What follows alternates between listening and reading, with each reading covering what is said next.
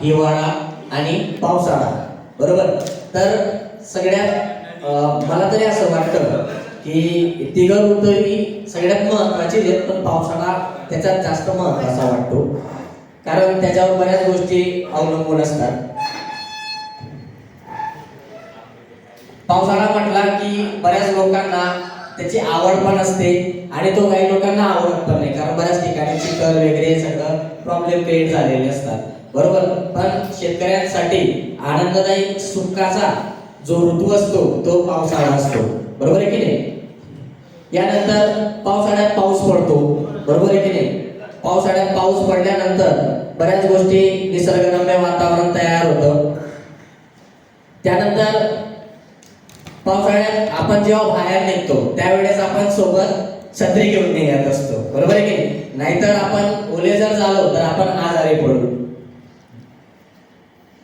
पावसाळ्यात बराच पाऊस पडल्यानंतर एक साधारणतः 1-1.5 महिन्याचा पाऊस पडल्यानंतर खेड्यांमध्ये किंवा शहरांमध्ये नदींना पाणी येत असतं, बऱ्याच प्रमाणाचं नदींना पाणी येत असतं. त्यात मोठ्या मोठ्या नद्या पण असतात.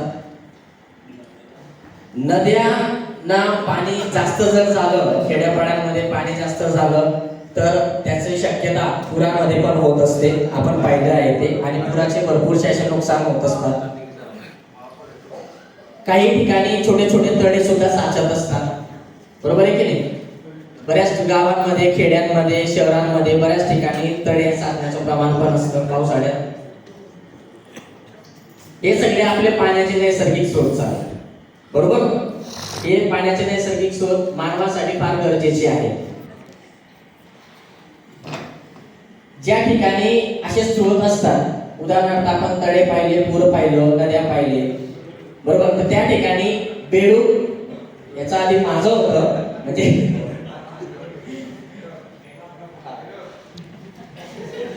बेडूक शैशव होतं, म्हणजे छोटी छोटी अंडी असतात, तर ती अंडी या पाण्यात तयार होतात आणि त्याचं रूपांतर बेडूक मध्ये होत असतं. बेडूक हा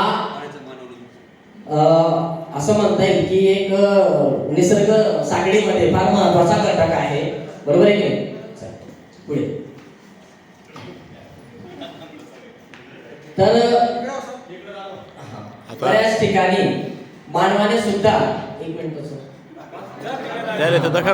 बरोबर मानवाने सुद्धा मानव निर्मित असे स्रोत तयार केलेले आहेत. बऱ्याच गावांमध्ये, खेड्यांमध्ये आपण जर राहत असाल, बघत असतो, तर त्या ठिकाणी बरेच असे स्रोत तयार केलेले मानवाने. त्यात हातपंप हा एकदम महत्वाचा घटक आहे खेड्यातल्या. बऱ्याच एक डायलॉग आहे सनी देओलचा, त्या हात म्हणजे त्या गदर पिक्चर मध्ये त्याने हातपंप उघडून टाकला आहे, तसे आमचे सनी देओल आहेत.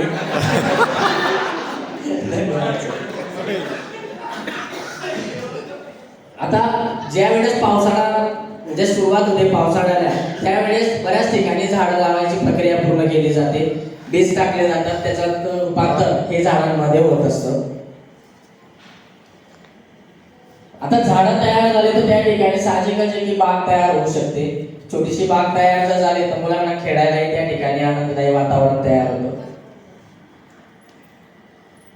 आता सगळ्यात महत्वाचा घटक पावसाळा झाला, पाऊस आला, पाण्याचा उपयोग पण आपण केला, पण पाण्याचा अपव्यय वापर आपण कसा टाळता आला पाहिजे याच्यावर आपण लक्ष केंद्रित केलं पाहिजे सगळ्यांनी. बऱ्याच ठिकाणी नळ चालू असतात, चालूच राहून जातात. आता हातपंपचं मी उदाहरण दिलं तर हातपंपच्या त्या ठिकाणी जर एखादं भांडं असेल तर जर ते भरलं असेल तर ते ओव्हरफ्लो वाहत असतं. आपल्या खेड्यांमध्ये बऱ्याच ठिकाणी बघत असतो आपण, बरोबर आहे की नाही. तर असा घरात पण आपण बऱ्याच गोष्टी आहेत की त्या ठिकाणी आपण पाण्याचा चांगला वापर करू शकतो. अपव्यय वापर आपण टाळला पाहिजे.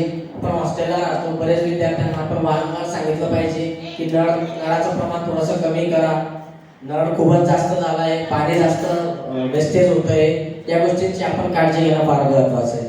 म्हणून पाणी आपल्या जीवनासाठी फार महत्वाचा घटक आहे. जर पाणी नसेल तर आपलं आयुष्य काही नाही. धन्यवाद, थँक्यू.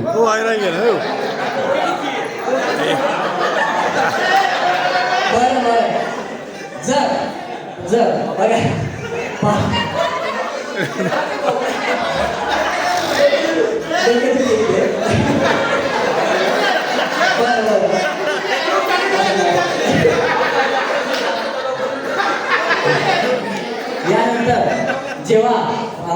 पावसाळा असतो त्यावेळेस पाणी हे जमिनीवर वाहत असताना त्यात बऱ्याच प्रमाणाचे क्षार बॅक्टेरिया वगैरे हे पाण्यात मिसळत असतात आणि त्या पाण्याचे आपण जर फिल्टर न करता सेवन केलं तर आपल्याला पोटदुखी डोकेदुखी असे विविध प्रकारचे आजार होत असतात. यानंतर एक छोटस गाणं आमच्या सोनाने सर म्हणणार आहे, कृपया त्यांना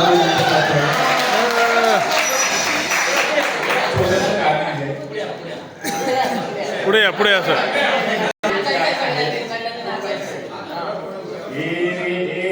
पावसा तुला देतो पैसा पैसा त्याला खोटा पाऊस आला मोठा.